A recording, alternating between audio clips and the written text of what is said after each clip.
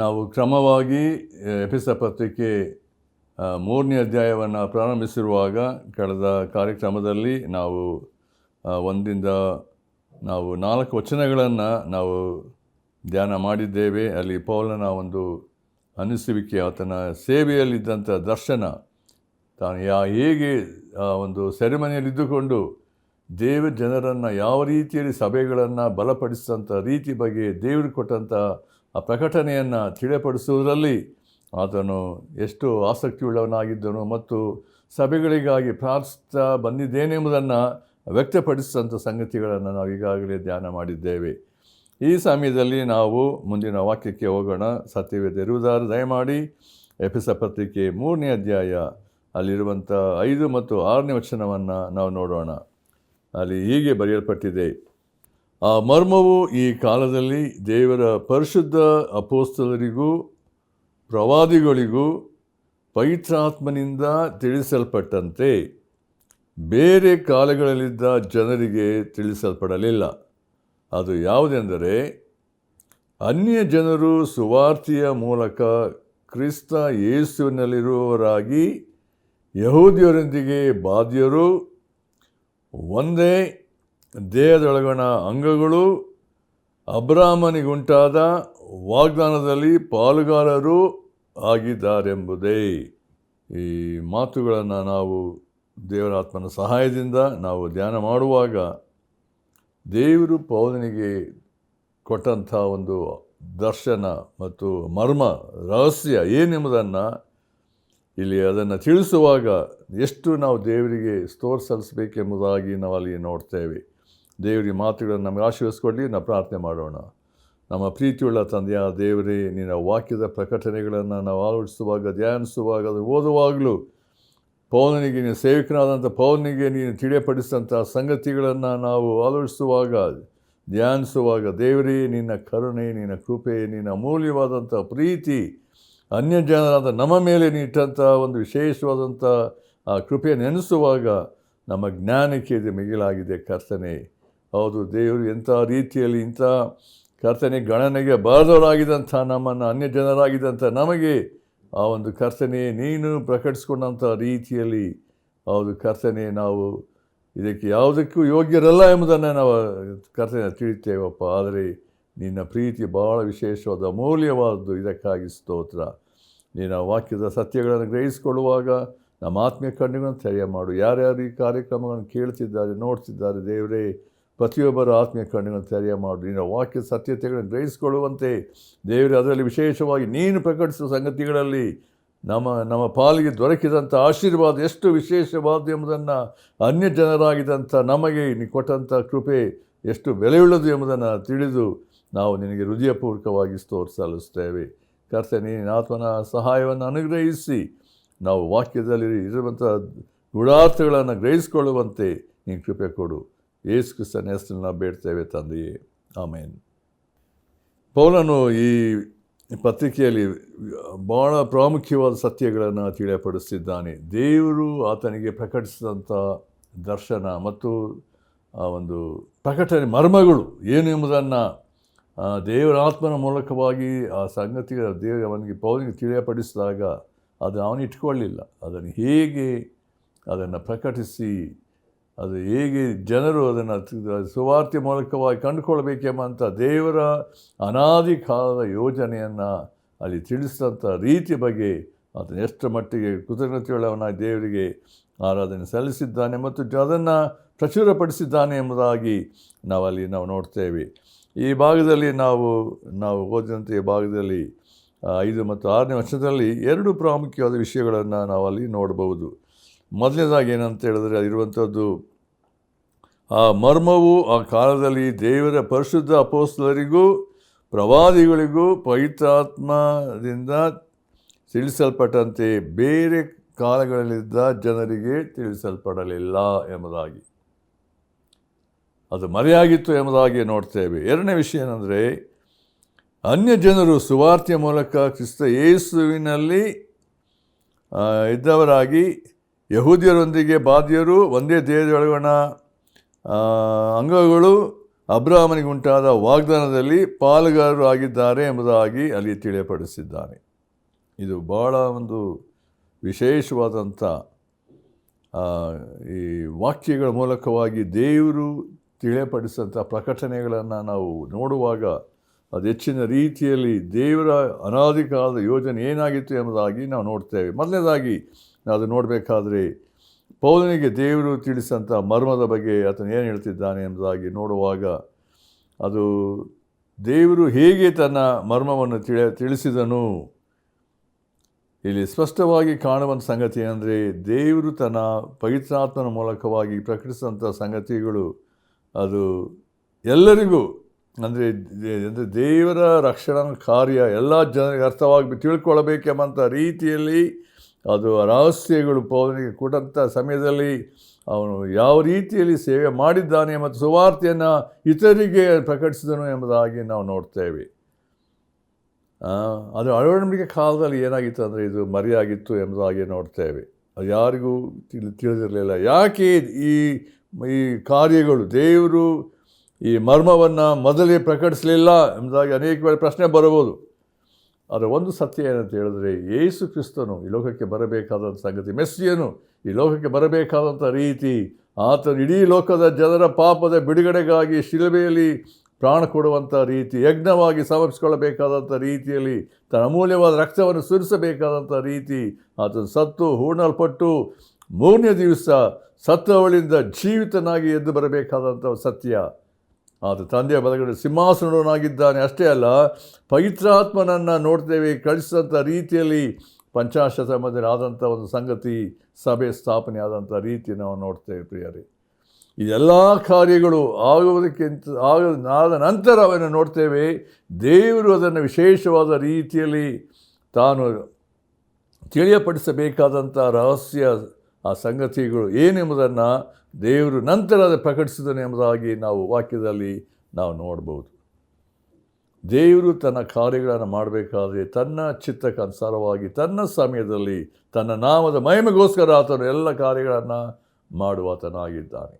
ಆದಿಯಲ್ಲಿ ಆತನು ಏನು ನಿಷ್ಕರ್ಷೆ ಮಾಡಿದ್ದಾನೆ, ಸಂಕಲ್ಪ ಮಾಡಿದ್ದಾನೆ, ಅದು ಪ್ರತಿಯೊಂದು ಸಂಗತಿಗಳು ತನ್ನದೇ ಆದಂಥ ರೀತಿಯಲ್ಲಿ ದೇವರಿಗೆ ಮಹಿಮೆ ಬರುವಂಥ ರೀತಿಯಲ್ಲಿ ತನ್ನ ಸಮಯಕ್ಕನುಸಾರವಾಗಿ ತನ್ನ ಚಿತ್ತಕ್ಕನುಸಾರವಾಗಿ ಆಗಬೇಕಿರುವಂಥದ್ದು. ಇದು ದೇವರ ಅತಿ ಅಂದರೆ ಅಪಾರವಾದಂಥ ಜ್ಞಾನ ತಿಳುವಳಿಕೆಯನ್ನು ನಾವು ಗ್ರಹಿಸಿಕೊಳ್ಳುವುದಕ್ಕೆ ಅದು ದೇವರು ತನ್ನ ಆತ್ಮವನ್ನು ತಿಳಿಯಪಡಿಸುವಂಥ ರೀತಿಯ ಬಗ್ಗೆ ನಾವು ನೋಡ್ತೇವೆ. ನಾವು ಅದನ್ನು ಕೆಲವು ವಿಷಯಗಳನ್ನು ನಾವು ದೇವರ ವಾಕ್ಯ ನೋಡಬೇಕಾದ್ರೆ ರೋಮಪುರ ಪತ್ರಿಕೆಯಲ್ಲಿ ಅದನ್ನು 16ನೇ ಅಧ್ಯಾಯದಲ್ಲಿ ಅದನ್ನು ನಾವು ನೋಡಬೇಕಾದ್ರೆ ನಮ್ಗೆ ಗೊತ್ತಾಗ್ತದೆ. ಅಲ್ಲಿ ಪೌಲನು ಹೇಗೆ ತಿಳಿಯಪಡಿಸಿದ್ದಾನೆ ಎಂಬುದನ್ನು ನಾವು 16ನೇ ಅಧ್ಯಾಯ ಅಲ್ಲಿ ಹೀಗೆ ಬರೆಯಲ್ಪಟ್ಟಿದೆ 25-26ರಲ್ಲಿ. ಅನಾದಿಯಾಗಿ ಗುಪ್ತವಾಗಿದ್ದ ಮರ್ಮವು ಈಗ ಪ್ರಕಾಶಕ್ಕೆ ಬಂದು ನಿತ್ಯವಾದ ದೇವರ ಅಪ್ಪಣೆಯ ಪ್ರಕಾರ ಪ್ರವಾದಿಗಳ ಗ್ರಂಥಗಳ ಮೂಲಕ ಅನ್ಯಜನರೆಲ್ಲರಿಗೆ ನಂಬಿಕೆ ಎಂಬ ವಿಧೇಯತ್ವವನ್ನು ಉಂಟು ಮಾಡುವುದಕ್ಕೋಸ್ಕರ ತಿಳಿಸಲ್ಪಟ್ಟಿದೆ.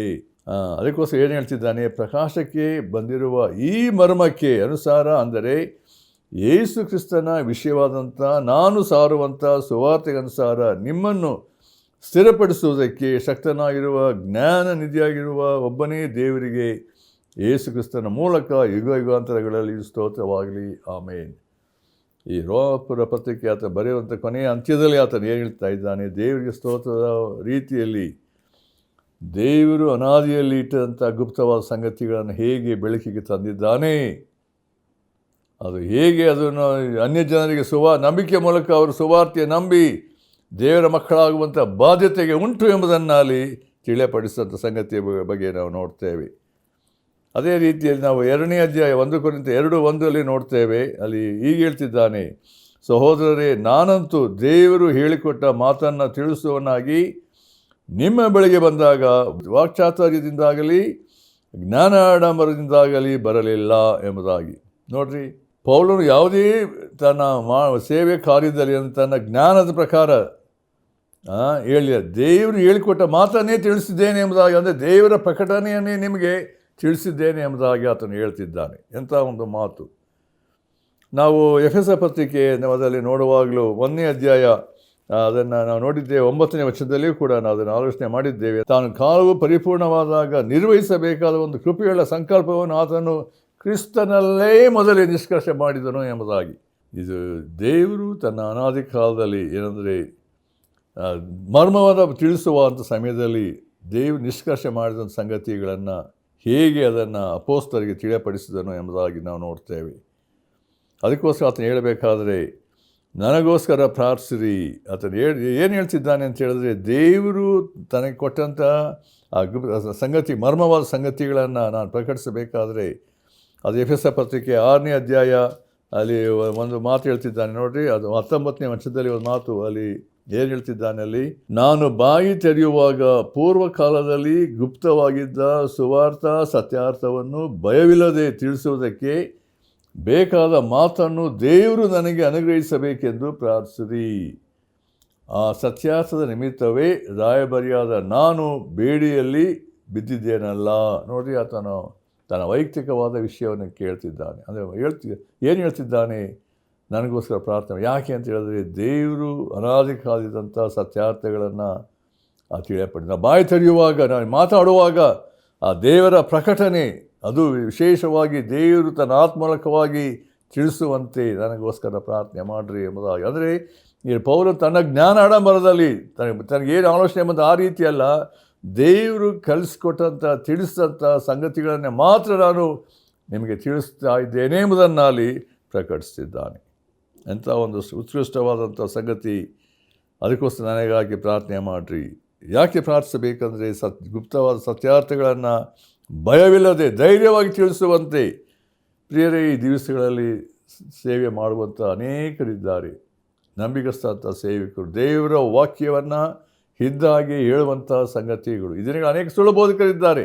ಎಲ್ಲರಿಗ ಪ್ರಾರ್ಥಿಸಬೇಕೆಂತ ಹೇಳ್ತಾ ಇಲ್ಲ, ಆದರೆ ದೇವರ ವಾಕ್ಯದ ಸತ್ಯತೆಗಳನ್ನು ತಿಳಿಸುವಂಥವ್ರಿಗೋಸ್ಕರ ನಾವು ಪ್ರಾರ್ಥಿಸುವಾಗ, ದೇವರ ವಾಕ್ಯದ ಸತ್ಯತೆಗಳನ್ನು ಕಲಬೆರಕೆ ಮಾಡದೆ ಇದ್ದಾಗಿ ತಿಳಿಸುವಾಗ ಅನೇಕರು ಸತ್ಯವನ್ನು ತಿಳ್ಕೊಳ್ಳುವಂತೆ ಸಾಧ್ಯವಾಗ್ತದೆ. ಅದಕ್ಕೋಸ್ಕರ ಯೇಸು ಸ್ವಾಮಿ ಹೇಳಿದ್ದು, ನೀವು ಸತ್ಯವನ್ನು ತಿಳಿಯುವಿರ, ಆಗ ಸತ್ಯವು ನಿಮ್ಮನ್ನು ಬಿಡುಗಡೆ ಮಾಡ್ತದೆ.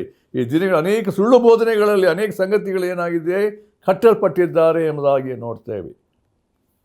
ದೇವರಾತ್ಮನು ಯಾರನ್ನು ತನ್ನ ಸೇವೆಗೋಸ್ಕರ ಆರಿಸಿಕೊಂಡು ತನ್ನ ರಹಸ್ಯಗಳನ್ನು ಮರ್ಮಗಳನ್ನು ತಿಳಿಸಿದ್ದಾನೋ ಅವರಿಗೆ ಪ್ರಾರ್ಥಿಸುವಾಗ ದೇವರು ಅವರ ಮೂಲಕ ಹೆಚ್ಚಿನ ಕಾರ್ಯವನ್ನು ಆತನು ಸಾಧಿಸುವುದಕ್ಕೆ ಶಕ್ತನಾಗಿದ್ದಾನೆ ಎಂಬುದಾಗಿ ನಾವು ನೋಡ್ತೇವೆ. ಅದಕ್ಕೋಸ್ಕರ ನಾವು ಇನ್ನೊಂದು ಕೊಲೊಸ್ಸೆ ಪತ್ರಿಕೆಯಲ್ಲಿ ಅದನ್ನು ನೋಡುವಾಗಲೂ 1ನೇ ಅಧ್ಯಾಯ 20ನೇ ವಚನದಲ್ಲಿ ಅದನ್ನು ನಾವು ನೋಡುವಾಗ ಅಲ್ಲಿ ಗೊತ್ತಾಗ್ತದೆ. ಅನೇಕ ವಿಷಯಗಳು ಉಂಟು ಅಲ್ಲಿ.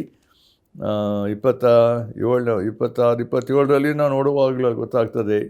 ಈ ಮರ್ಮದ ಮಹಿಮಾತಿಶಯವು ಎಷ್ಟೆಂಬುದನ್ನು ದೇವರು ತನ್ನ ಜನರಿಗೆ ತಿಳಿಸಲಿಕ್ಕೆ ಮನಸ್ಸು ಮಾಡಿಕೊಂಡನು. ಈ ಮರ್ಮವು ಏನೆಂದರೆ, ಕ್ರಿಸ್ತನು ನಿಮ್ಮಲ್ಲಿದ್ದು ಪ್ರಭಾವದ ನಿರೀಕ್ಷೆಗೆ ಆಧಾರಭೂತನಾಗಿರುವುದೇ. ಅದನ್ನು ಏನು ಹೇಳ್ತಿದ್ದಾನೆ, ಪ್ರತ್ಯೇಕವಾಗಿ ಆ ಮರ್ಮದ ನೋಡಿ, ಪ್ರತಿ ಪತ್ರಿಕೆಗೆ ದೇವರು ತನಗೆ ತಿಳಿಯಪಡಿಸಿದ ಮರ್ಮಗಳ ಬಗ್ಗೆ, ರಹಸ್ಯಗಳ ಬಗ್ಗೆ ತಿಳಿಸಿ, ಇದೇನು ಯೇಸು ಕ್ರಿಸ್ತರ ಮೂಲಕವಾಗಿ ಏನಂತ ಹೇಳಿದ್ರೆ ಅದನ್ನು ತಿಳಿಯಪಡಿಸಿರುವಾಗ ಅದು ಕ್ರಿಸ್ತ ನಿಮ್ಮಲ್ಲಿದ್ದು ಪ್ರಭಾವ ನಿರೀಕ್ಷೆಗೆ ಆಧಾರಭೂತನಾಗಿದ್ದಾನೆ. ಯೇಸು ಕ್ರಿಸ್ತರ ಮೂಲಕವಾಗಿ ಅನ್ಯ ಜನರು ಕರ್ತನ ಬಗ್ಗೆ ಬರುವುದಕ್ಕೆ ಸಾಧ್ಯತೆ ಉಂಟು ಎಂಬುದನ್ನು ದೃಢಪಡಿಸುವಂಥ ಸಂಗತಿಯನ್ನು ನೋಡ್ತೇವೆ. ನಾವು ಈ ವಾಕ್ಯದ ಈ 3 ಸತ್ಯಗಳನ್ನು ಪೌಲ್ ತಿಳಿಸಿದ್ದಾನೆ. ವಾಕ್ಯಗಳನ್ನು ಓದುವಾಗ, ಧ್ಯಾನಿಸುವಂಥ ಸಮಯದಲ್ಲಿ ನಾವು ಅದನ್ನು ಪ್ರತ್ಯೇಕವಾಗಿ ಅದನ್ನು ಅರ್ಥ ಮಾಡಿಕೊಳ್ಳಬೇಕಾದ್ರೆ ನಾವು ಅದನ್ನು ಇನ್ನೂ ಹೆಚ್ಚಿನ ರೀತಿಯಲ್ಲಿ ನಮ್ಗೆ ಗ್ರಹಿಸಿಕೊಳ್ಳುವುದಕ್ಕೆ ಸಾಧ್ಯವಾಗ್ತದೆ. ಅಂದರೆ ಇಲ್ಲಿ ಪೌಲ್ನಲ್ಲಿದ್ದಂಥ ಒಂದು ಸಂಗತಿ ಏನಂತ ಹೇಳಿದ್ರೆ, ಇಲ್ಲಿ ಏನಂತ ಹೇಳಿದ್ರೆ, 2ನೇ ಸಂಗತಿಯನ್ನು ಅನ್ಯ ಜನರು ಸುವಾರ್ತೆಯ ಮೂಲಕ ಕ್ರಿಸ್ತ ಯೇಸುವಿನಲ್ಲಿ ಇದ್ದವರಾಗಿ ಯಹೂದ್ಯರೊಂದಿಗೆ ಬಾಧ್ಯರು ಮತ್ತು ಒಂದೇ ದೇವರ ಅಂಗಗಳು ಅಬ್ರಾಹ್ಮನಿಗುಂಟಾದ ವಾಗ್ದಾನಕ್ಕೆ ಪಾಲ್ಗಾರರು ಆಗಿದ್ದಾರೆ ಎಂಬ ಸಂಗತಿಗಳನ್ನು 2ನೇ ವಾಕ್ಯದ ವಿಷಯದಲ್ಲಿ ನಾವು ಅದನ್ನು 5ನೇ ವಚನದಲ್ಲಿ ನಾವು ಅದನ್ನು ನೋಡುವಾಗ ನಮಗೆ ಅಲ್ಲಿ ಗೊತ್ತಾಗ್ತದೆ. ಪ್ರತ್ಯೇಕವಾಗಿ ನಾವು ಅಲ್ಲಿ ಪೌಲನು ಏನು ಹೇಳ್ತಿದ್ದಾನೆ, ಅನ್ಯ ಜನರು ಸುವಾರ್ತೆಯ ಮೂಲಕ ಕ್ರಿಸ್ತ ಯೇಸುವನ್ನು ಕಂಡುಕೊಂಡಂಥ ಒಂದು ಸಂಗತಿಯ ಬಗ್ಗೆ ಅಲ್ಲಿ ಹೇಳ್ತಿದ್ದಾನೆ. ಇದು ಭಾಳ ಆ ದಿನಗಳಲ್ಲಿ 1ನೇ ಶತಮಾನದಲ್ಲಿ ನೋಡುವಾಗ ಸಭೆ ಸ್ಥಾಪನೆ ಆದಾಗ ಅಲ್ಲಿ ಸೇರಿ ಬಂದಂಥ ಯಹೂದ್ಯರು, ಅಂದರೆ ಎಲ್ಲ ಸ್ಥಳಗಳಿಂದ ಸೇರಿ ಬಂದಂಥ ಸಮಯದಲ್ಲಿ ಪಂಚಾಶತಮ ದಿವಸದಲ್ಲಿ ಗೊತ್ತುಂಟು, ಪೇತ್ರನು ಒಂದು ಮಾತುಗಳನ್ನು ಸುವಾರ್ತೆಯನ್ನು ಪ್ರಕಟಿಸುವಾಗ 3,000 ಜನರು ಯೇಸು ಕ್ರಿಸ್ತನ ಬಳಿಗೆ ಬಂದರು ಎಂಬುದಾಗಿ ನಾವು ನೋಡ್ತೇವೆ. ಯೇಸು ಕ್ರಿಸ್ತನ ಸುವಾರ್ತೆ ಅವ್ರು ಕೇಳಬೇಕಾದ್ರೆ ಅವರ ಹೃದಯಕ್ಕೆ ಹಲಗುರಿಟ್ಟಂಥ ಆಯಿತು ಎಂಬುದಾಗಿ ನೋಡ್ತಾ ಇದ್ದೀವಿ. ನಾವು ಏನು ಮಾಡಬೇಕು ಅಂತ ಕೇಳ್ತಿದ್ದಾರೆ. ಅಂದರೆ ಪರಿಶುದ್ಧಾತ್ಮನ ಒಂದು ಕನ್ವಿಕ್ಷನ್ ಅಷ್ಟರ ಮಟ್ಟಿಗೆ ಅದು ಬಹು ವಿಶೇಷವಾಗಿತ್ತು ಎಂಬುದಾಗಿ ನೋಡ್ತೇವೆ. ಆಗ ಯೇಸು ಕ್ರಿಸ್ತನ ಮೇಲೆ ನಂಬಿಕೆ ಇಡ್ರಿ. ಯೇಸು ಕ್ರಿಸ್ತನು ಮೂಲಕ ಸಿಕ್ಕಿದಂಥ ರಕ್ಷಣೆಯ ಬಗ್ಗೆ, ಪಾಪದ ಬಿಡುಗಡೆ ಬಗ್ಗೆ ಪೇತ್ರರು ಹೇಳುವಾಗ ಅದೇನು ನಂಬಿ 3,000 ಜನರು ದೀಕ್ಷಾ ಸ್ನಾನ ಹೊಂದಿದರು ಎಂಬುದಾಗಿ ನಾವು ನೋಡ್ತೇವೆ. ಅಲ್ಲಿರುವಂಥ ಒಂದು ಸಂಗತಿಗಳನ್ನು ಅಲ್ಲಿ ನೋಡಬೇಕಾದ್ರೆ ಅಲ್ಲಿ ಯಾಕೆ ಅಲ್ಲಿ ಸುವಾರ್ತೆ ಅನ್ನುವಂಥದ್ದು ದೇವರು ಅನ್ಯಜನರಿಗೂ ತಿಳಿಯಪಡಿಸಿದನು ಎಂಬುದಾಗಿ ನಾವು ಅದನ್ನು ನೋಡಬೇಕಾದ್ರೆ ಪೌಲನ ಎಲ್ಲ ಮಿಷನರಿ ಜನ ನೋಡಬೇಕಾದ್ರೆ ಯಹೂದಿಯರು ಮಾಡಿದಂಥ ಅಡ್ಡಿ ಎಲ್ಲಿ ಹೋದರೂ ಅವ್ರನ್ನ ಯೇಸು ಕ್ರಿಸ್ತನಿಗೂ ಬಿಡಲಿಲ್ಲ. ಪೌಲನ ಸುವಾರ್ತೆ ಸಾರುವಾಗಲೂ ಕೂಡ ಅನೇಕ ರೀತಿಯಲ್ಲಿ ಆತ ಮೆಸ್ಸಿಯನಲ್ಲ ಎಂಬ ರೀತಿಯಲ್ಲಿ ಅದನ್ನು ತಳ್ಳಿ ಹಾಕಿದರು ಎಂಬುದಾಗಿ ನೋಡ್ತೇವೆ. ಆದರೆ ಯಾರ್ಯಾರು ಆತನ ಅಂಗೀಕರಿಸಿದರು ಅಂದರೆ ಆತ ಹೆಸರು ನಂಬಿಕೆ ಅವರಿಗೆ ದೇವರ ಮಕ್ಕಳ ಅಧಿಕಾರ. ಅನ್ಯ ಜನರು ಸುವಾರ್ತೆ ಕೇಳುವಾಗ ಅವ್ರಿಗೆ ಎಂಥ ಒಂದು ಆನಂದ ಸಂತೋಷ ಉಂಟಾಯಿತು. ಅದನ್ನು ಸ್ವೀಕರಿಸಿದರು, ನಂಬಿದರು, ರಕ್ಷಿಸಲ್ಪಟ್ಟರು ಎಂಬುದಾಗಿ ಸಭೆಗಳ ಸ್ಥಾಪನೆ ಆಯಿತು ಎಂಬುದನ್ನು ಪೌಲನು ತನ್ನ ಪತ್ರಿಕೆಯಲ್ಲಿ ತಿಳಿಸ್ತಾ ಬಂದನು ಎಂಬುದಾಗಿ ನೋಡ್ತೇವೆ. ನಂಬಿದಂಥವರಿಗೆ ಯಹೂದ್ಯರು ಏನು ಮಾಡಿದ್ರು? ಅಡ್ಡಿ ಮಾಡಿದರು ಎಂಬುದಾಗಿ ಸಹ ನಾವು ವಾಕ್ಯದಲ್ಲಿ ನಾವು ನೋಡ್ತೇವೆ. ಅಂದರೆ ದೇವರ ಒಂದು ಕಾರ್ಯದನ್ನು ಆಲೋಚನೆ ಮಾಡಬೇಕಾದ್ರೆ ಅನೇಕ ವೇಳೆ ದೇವ ಜನಾಂಗವಂತ ಯಹೂದ್ಯರು ಯೇಸು ಕ್ರಿಸ್ತ ತನ್ನವರಿಗೋಸ್ಕರ ಸ್ವಾಸ್ಥ್ಯಕ್ಕೋಸ್ಕರ ಬಂದನು. ಆದರೆ ಅವರು ಆತನ ನಂಬಲಿಲ್ಲ. ಯೇಸು ಕ್ರಿಸ್ತನನ್ನು ನಾವು ರಿಜೆಕ್ಟ್ ಮಾಡಿದ್ರು ಎಂಬುದಾಗಿ ನೋಡ್ತೇವೆ. ನಂತರ ಅದಕ್ಕೋಸ್ಕರ 1ನೇ ಅಧ್ಯಾಯ ಯೋಹಾನ ಸುವಾರ್ತೆ 12ನೇ ವರ್ಷದಲ್ಲಿ ನಾವು ನೋಡುವಾಗ ಅಲ್ಲಿ ಪ್ರತ್ಯೇಕವಾಗಿ ಯೋಹಾನ ತಿಳಿಸುವ ಸಂಗತಿ ಯಾರ್ಯಾರು ಅಂತ ಹೇಳಬೇಕಾದ್ರೆ ಯಾವುದೇ ಕುಲ ಭಾಷೆ ಜನಾಂಗದವರಾಗಿರ್ಬೋದು ಎಂಬ ರೀತಿಯಲ್ಲಿ ಸುವಾರ್ತೆ ಅನ್ನುವಂಥದ್ದು ಎಲ್ಲರಿಗೂ ಸಾಲ್ಪಟ್ಟಂಥ ಒಂದು ಸಂಗತಿ ಆಯಿತು. ಅಲ್ಲಿ ಯೇಸು ಕ್ರಿಸ್ತನ ಸುವಾರ್ತೆಯ ಒಂದು ಸಂಗತಿ ಅದು ವಿಶೇಷವಾಗಿ ಅನ್ಯ ಜನರಿಗೆ ಏನಂತ ಹೇಳಿದ್ರೆ ನಂಬಿಕೆಯ ಮೂಲಕವಾಗಿ ಕೃಪೆಯಿಂದ ರಕ್ಷಿಸಲ್ಪಡುತ್ತೇವೆ ಎಂಬ ರೀತಿಯಲ್ಲಿ ನೋಡುವಾಗ ಯಾವ ದಾನ ಧರ್ಮ ಆಗಲಿ ಪುಣ್ಯ ಕ್ರಿಯೆಗಳಿಂದ ಅಲ್ಲ, ಯೇಸುವಿನ ಮೇಲೆ ನಂಬಿಕೆ ಇಟ್ಟಂಥವರಿಗೆ ಸಿಗುವಂಥ ಅತ್ಯಂತ ವಿಶೇಷವಾದ ರಕ್ಷಣೆ ಅನೇಕರು ಹೊಂದಿದಂಥ ಸಮಯದಲ್ಲಿ ನೋಡ್ತೇವೆ. ದೇವರು ಹೇಗೆ ಅನ್ಯ ಜನರಿಗೆ ಬಾಗಿಲು ತೆರೆದನು ಎಂಬುದಾಗಿ ನೋಡ್ತೇವೆ. ಅನೇಕ ಸಂಗತಿಗಳು ದೇವರ ವಾಕ್ಯದಲ್ಲಿ ಅದು ನೋಡುವಾಗ ದೇವರ ಅಪಾರವಾದಂಥ ಕರುಣೆ ಕೃಪೆ ಹೇಗೆ ಉಂಟಾಯಿತು ಎಂಬುದಾಗಿ ನಾವು ನೋಡ್ತೇವೆ. 2ನೇ ವಿಷಯಕ್ಕೆ ಬರುವಾಗ ಅದೇ ವಾಕ್ಯದಲ್ಲಿ ಏನಂತ ಹೇಳಿದ್ರೆ ಅವರು ಯಹೂದ್ಯರೊಂದಿಗೆ ಬಾಧ್ಯರು ಆಗಿದ್ದಾರೆ ಎಂಬುದಾಗಿ ನಾವು ನೋಡ್ತೇವೆ. ಅದೇ ಅನ್ಯ ಜನರು ಏನಂತ ಹೇಳಿದ್ರೆ ಹೇಗೆ ಯಹೂದ್ಯ ಬಾಧ್ಯರಾಗಿದೆ ಅಂದರೆ ನಾವು ಅದನ್ನು ಗಲಾತ್ಯ ಪತ್ರಿಕೆ ನಾವು ಅದನ್ನು 3ನೇ ಅಧ್ಯಾಯದಲ್ಲಿ ನೋಡುವಾಗ ಅಲ್ಲಿ ಪೌಲನು ಇನ್ನೊಂದು ಮಾತನ್ನು ಅಲ್ಲಿ ತಿಳಿಯಪಡಿಸಿದ್ದಾನೆ. 3ನೇ ಅಧ್ಯಾಯ 28-29 ಹೀಗೆ ಉಂಟು: ನೀವೆಲ್ಲರೂ ಕ್ರಿಸ್ತ ಯೇಸುವಿನಲ್ಲಿ ಒಂದೇ ಆಗಿರುವುದರಿಂದ ಯಹೂದ್ಯನು ಗ್ರೀಕನು ಎಂದು, ಆಳು ಒಡೆಯ ಎಂದು, ಗಂಡು ಹೆಣ್ಣು ಎಂದು ಭೇದವಿಲ್ಲ. ನೀವು ಕ್ರಿಸ್ತನವರಾಗಿದ್ದರೆ ಅಬ್ರಾಹ್ಮನ ಸಂತತಿಯವರು, ವಾಗ್ದಾನಕ್ಕನುಸಾರವಾಗಿ ಬಾಧ್ಯರೂ ಆಗಿದ್ದೀರಿ. ಈ ಪೌಲನು ತರ್ತಿರುವಂಥ ಆಲೋಚನೆ ಅಂತ ಹೇಳಿದ್ರೆ ದೇವರು ಜನಾಂಗವಾಗಿ ಯಹೂದ್ಯರು ಎಂಬುದಾಗಿ ನಾವು ಹೇಳಬೇಕಾದ್ರೆ ಅವರೊಂದಿಗೆ ಏನಂತ ಹೇಳಿದ್ರೆ ಕಸಿ ಕಟ್ಟಿಸ್ಕೊಂಡಂಥ ಒಂದು ಸಂಗತಿ ಅನ್ಯ ಜನರ ಬಗ್ಗೆ ಹೇಳಬೇಕಾದ್ರೆ ಇಲ್ಲಿ ಅನ್ಯ ಜನರು ಸುವಾರ್ತೆಯ ನಂಬಿದಂಥ ಸಮಯದಲ್ಲಿ ಅವರು ಯಹೂದ್ಯರೊಂದಿಗೆ ಒಂದಾದರು ಎಂಬ ರೀತಿಯಲ್ಲಿ ನೋಡ್ತಾರೆ. ಒಂದೇ ಮಂದಿ ಆದವರು, ಒಂದೇ ಕುಟುಂಬಕ್ಕೆ ಬಾಧ್ಯಸ್ಥರಾದರು ಎಂಬ ರೀತಿಯಲ್ಲಿ ಇಲ್ಲಿ ಪೌಲನು ತರುವಂಥ ಒಂದು ಸತ್ಯ ಏನಂದರೆ ಬರ್ಮದ ಬಗ್ಗೆ ತಿಳಿಯಪಡಿಸಿದ್ದಾನೆ.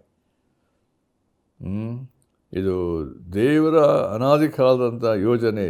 ನಾವು ಅದನ್ನು ನಾವು 2ನೇ ಅಧ್ಯಾಯ ಎಫೆಸ ಪತ್ರಿಕೆ 2 ನಾವು ಅದನ್ನು 16ರಲ್ಲಿ ನಾವು ಹೀಗೆ ನೋಡ್ತೇವೆ ಅಂತ ಹೇಳಿದ್ರೆ, ಇದ್ದ ದ್ವೇಷವನ್ನು ತನ್ನ ಶಿಲುಬೆಯ ಮೇಲೆ ಕೊಂದು ಆ ಶಿಲುಬೆಯ ಮೂಲಕ ಉಭಯರನ್ನು ಒಂದೇ ದೇಹದಂತಾಗ ಮಾಡಿ ದೇವರೊಂದಿಗೆ ಸಮಾಧಾನ ಪಡಿಸಿದ್ದಾನೆ.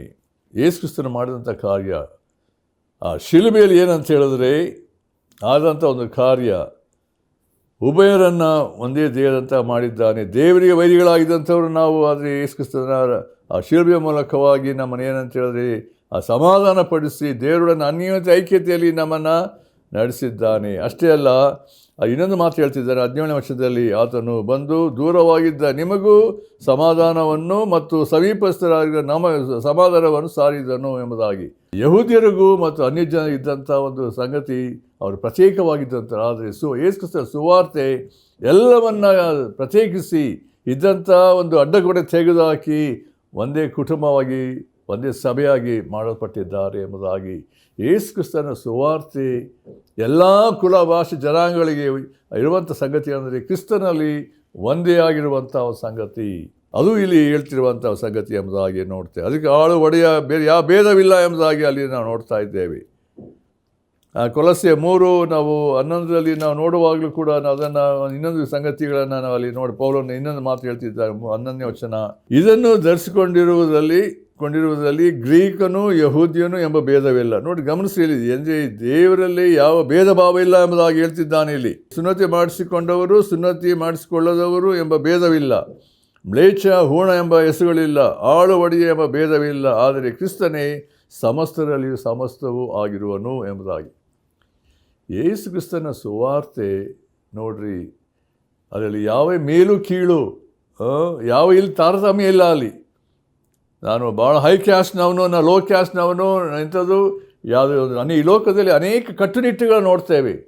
ಮನುಷ್ಯರು ನಿರ್ಮಿತವಾಗಿದ್ದಂಥ ಸಂಗತಿ, ಮನುಷ್ಯರು ಮಾಡಿಕೊಂಡ ಸಂಗತಿಗಳು, ನಾನು ಬಿಳಿಯವನು, ಕಪ್ಪಿನವನು, ಕೆಂಪು ಬಣ್ಣದವನು, ನಾನಾ ಸಂಗತಿಗಳು. ದೇವರ ದೃಷ್ಟಿಯಲ್ಲಿ ನೋಡುವಾಗ ನೀತಿವಂತವನು ಯಾರಿಲ್ಲ, ಎಲ್ಲರೂ ಪಾಪಿಗಳು. ನೀ ಯಾವುದೇ ಭಾಷೆ ಇರ್ಬೋದು, ಯಾವುದೇ ದೇಶದವನಾಗಿರ್ಬೋದು, ಯಾವುದೇ ಸ್ಥಿತಿ, ಯಾವುದೇ ನೀನಾಗಿ ಏನೇ ಸ್ಥಿತಿ ಇರ್ಬೋದು, ಸ್ಥಾನದಲ್ಲಿರ್ಬೋದು, ದೇವರ ದೃಷ್ಟಿಯಲ್ಲಿ ನೀನು ಅಪರಾಧಿ, ಪಾಪಿಯಾಗಿದ್ದಿ. ಅದು ಯೇಸು ಕ್ರಿಸ್ತನ ಸುವಾರ್ತೆ ಮಾತ್ರ ನೀನು ಸಂಪೂರ್ಣವಾಗಿ ಮಾರ್ಪಡಿಸಿ, ರೂಪಿಸಿ ಯೇಸು ಕ್ರಿಸ್ತನಲ್ಲಿ ಐಕ್ಯಪಡಿಸುವಂಥದ್ದು ಎಂಬುದನ್ನು ಇಲ್ಲಿ ಪೌಲನು ತಿಳಿಯಪಡಿಸಿದ್ದಾರೆ. ಅದರಿಂದ ನಾವು ಯಹೂದ್ಯರೊಂದಿಗೆ ಏನಂದರೆ ಬಾಧ್ಯರಾಗಿದ್ದೇವೆ ಎಂಬುದಾಗಿ. ಆಮೇಲೆ 3ನೇದಾಗಿ ನೋಡಿ, ಸತ್ಯ ಏನಂದರೆ ಒಂದೇ ದೇಹದೊಳಗಣ ಅಂಗಗಳಾಗಿದ್ದೇವೆ ಎಂಬುದಾಗಿ ನೋಡ್ತೇವೆ. ಅಲ್ಲಿ ಇರುವಂಥ ಸತ್ಯ ನಾವು ಪ್ರತ್ಯೇಕವಾಗಿ ಅದನ್ನು ಆಲೋಚನೆ ಮಾಡಿದ್ದೇವೆ. 2ನೇ 16ನೇ ವಚನದಲ್ಲಿ ಎಫೆಸ ಪತ್ರಿಕೆಯಲ್ಲಿ ಅಂದರೆ ನಾವು ಯೇಸು ಕ್ರಿಸ್ತನ ಮೂಲಕ ಏನಾಗಿದ್ದೇವೆ, ಉಭಯರನ್ನು ಒಂದೇ ದೇಹದಂತಾಗ ಮಾಡಿದ್ದಾನೆ ಎಂಬುದಾಗಿ ನಾವು ನೋಡಿದ್ದೇವೆ.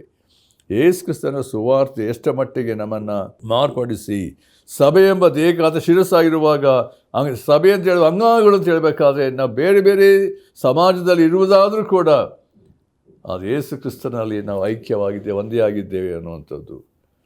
ಮತ್ತು ನಾವು ಕೊನೆಯ 4ನೇದಾಗಿ ನೋಡಬೇಕಾದರೆ ಅದಿರುವಂಥ ಸಂಗತಿ, ದೇವರು ಅಬ್ರಾಹ್ಮನಿಗೆ ಉಂಟು ಮಾಡಿದಂಥ ಒಂದು ವಾಗ್ದಾನದಲ್ಲಿ ನಾವು ಪಾಲುಗಾರಾಗಿದ್ದೇವೆ. ನೋಡ್ರಿ, ನಾವು ಪ್ರತ್ಯೇಕವಾಗಿ ಆದಿಕಾಂಡ 22:16 ಹೀಗೆ ಉಂಟು, ನೀನು ನಿನ್ನ ಒಬ್ಬನೇ ಮಗನನ್ನು ಸಮರ್ಪಿಸುವುದಕ್ಕೆ ಹಿಂತೆಗೆದು ಹೋದರಿಂದ ನಾನು ನಿನ್ನನ್ನು ಆಶೀರ್ವದಿಸುವೆನು, ನಿನ್ನ ಸಂತತಿಯನ್ನು ಹೆಚ್ಚಿಸುವೆನು.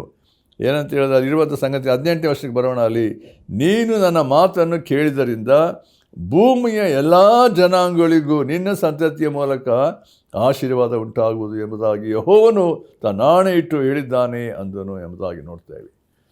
ಇಲ್ಲಿ ದೇವರು ಅಬ್ರಾಹ್ಮನಿಗೆ ಕೊಟ್ಟಂಥ ವಾಗ್ದಾನದ ಸಂಗತಿ ನೋಡುವಾಗ ಯೇಸು ಕ್ರಿಸ್ತನ ಮೂಲಕವಾಗಿ ಹೇಗೆ ಅದನ್ನು ನೆರವೇರಿಸಿದ್ದಾನೆ. ನಾವು ಏನಂದರೆ ರಕ್ಷಿಸಲ್ಪಟ್ಟಂಥ ಪ್ರತಿಯೊಬ್ಬ ವ್ಯಕ್ತಿಗಳು ಏನಂದರೆ ದೇವರು ಅಬ್ರಾಹ್ಮನಿಗೆ ಉಂಟಾದಂಥ ವಾಗ್ದಾನದಲ್ಲಿ ಏನಾಗಿದೆ, ನಾವು ಸೇರಿದ್ದೇವೆ, ಐಕ್ಯವಾಗಿದ್ದೇವೆ, ನೆಲೆಗೊಂಡಿದ್ದೇವೆ ಎಂಬುದಾಗಿ ನಾವು ನೋಡ್ತೇವೆ. ದೇವರದನ್ನು ಸಂಪೂರ್ಣಗೊಳಿಸಿದನು. ಆದಿಯಲ್ಲಿ ದೇವರು ನಿಷ್ಕರ್ಷೆ ಮಾಡಿದಂಥ ಸಂಗತಿಯಲ್ಲಿ ನೋಡುವಾಗ ವಾಗ್ದಾನ ಮಾಡಿದ ರೀತಿಯಲ್ಲಿ ನಾವು ದೇವರ ಕುಟುಂಬಕ್ಕೆ, ಅಬ್ರಾಹ್ಮನ ಸಂತತಿಗೆ ಸೇರುವಂಥ ಒಂದು ಅವಕಾಶ ದೇವರು ನಡೆಸಿದ್ದಾನೆ. ಇದು ದೇವರ ಒಂದು ಅತಿಶಯವಾದಂಥ ಒಂದು ಕಾರ್ಯ. ಆದ್ದರಿಂದ ಪ್ರಿಯರಿಗೆ ವಾಕ್ಯಗಳನ್ನು ನಾವು ನೋಡಬೇಕಾದ್ರೆ ದೇವರ ಕರುಣೆ, ಕೃಪೆ, ಪ್ರೀತಿ ನಮ್ಮ ಮೇಲೆ ಯಾವ ಗಣನೆಗೆ ಬಾರದರೆ ನಮ್ಮ ಮೇಲೆ ಎಷ್ಟು ಮಟ್ಟಿಗೆ ಅನ್ಯಜನರಾಗಿದ್ದ ನಮಗೆ ದೇವರು ಕೃಪೆ ತೋರಿಸಿದ್ದಾರೆ. ನಾವೆಲ್ಲ ಅನ್ಯಜನರು, ಯಹೂದ್ಯರು ಬಿಟ್ಟು ಎಲ್ಲರ ಮೇಲೆ ಅನ್ಯಜನರಾಗಿದ್ದೇವೆ. ಆದರೆ ದೇವರ ಕರುಣೆ, ಕೃಪೆ ನಮ್ಮ ಮೇಲೆ ಎಷ್ಟರ ಮಟ್ಟಿಗೆ ಬಂದಿರುವಾಗ ನಾವು ಈ ದೇವರ ಅನ್ಯೋನ್ಯತೆಯಲ್ಲಿ ಯಹೂದ್ಯರಿಗೆ ಬಾಧ್ಯರಾಗಿದ್ದೇವೆ, ಒಂದೇ ಜನಾಂಗವಾಗಿದ್ದೇವೆ, ಒಂದೇ ಕುಟುಂಬವಾಗಿದ್ದೇವೆ ಮತ್ತು ಅಬ್ರಾಹ್ಮನಿಗೆ ಉಂಟಾದಂಥ ಬಾಧ್ಯಸ್ಥಿಕೆಗೆ ಒಳಪಟ್ಟಿದ್ದೇವೆ. ಇದು ದೇವರ ಅತಿಶಯವಾದಂಥ ಕಾರ್ಯ. ಅದರಿಂದ ನಮ್ಮ ಹಿನ್ನೆಲೆ ಯಾವುದೇ ಇರಬಹುದು, ಆದರೆ ಸುವಾರ್ತೆ ಎಲ್ಲರನ್ನು ಮಾರ್ಪಡಿಸುವಂಥದ್ದಾಗಿದೆ. ಈ ಸುವಾರ್ತೆ ನಿನ್ನ ಜೀವಿತ ಮಾರ್ಪಡಿಸಿದೆಯೋ? ನಿನ್ನ ಸ್ಥಿತಿ ಯಾವ ರೀತಿ ಉಂಟು? ಸುವಾರ್ತೆ ಯೇಸು ಕ್ರಿಸ್ತನ ಸುವಾರ್ತೆಗೆ ಒಳಪಟ್ಟು ಯೇಸುವನ್ನು ನಾನು ಹೃದಯ ಸ್ವೀಕರಿಸಿರುವುದಾದರೆ ನಮ್ಮ ಜೀವಿತದಲ್ಲಿ ಬದಲಾವಣೆ ಉಂಟು. ಪ್ರಿಯರೇ, ದೇವರ ಮಾತನ್ನು ಆಶೀರ್ವದಿಸಲಿ. ಪ್ರಾರ್ಥನೆ ಮಾಡೋಣ. ನಮ್ಮ ಪ್ರೀತಿಯುಳ್ಳ ತಂದೆಯ ದೇವರೇ, ಕೇಳಿದಂಥ ಒಬ್ಬೊಬ್ಬರ ಹೃದಯಗಳಲ್ಲಿ ಕರ್ತನೆ, ನಾವು ಯಾವುದೇ ಸ್ಥಿತಿ ಇರ್ಬೋದು, ಯಾರೇ ಆಗಿರ್ಬೋದು, ಆದರೆ ಯೇಸು ಕ್ರಿಸ್ತನ ಸುವಾರ್ತೆಯನ್ನು ನಂಬುವಾಗ ನಮ್ಮ ಜೀವಿತದಲ್ಲಿ ನೂತನ ಜೀವಿತವನ್ನು, ಪರಲೋಕದ ಬಾಧ್ಯತೆಯನ್ನು ಕೊಡುತ್ತಿ ಈ ಸ್ಥಿತಿಗೆ ಒಬ್ಬೊಬ್ಬರನ್ನು ನಡೆಸಬೇಕೆಂದು ಯೇಸು ಕ್ರಿಸ್ತನ ಹೆಸರಲ್ಲಿ ಬೇಡ್ತೇವೆ ತಂದೆಯೇ. ಆಮೇನ್.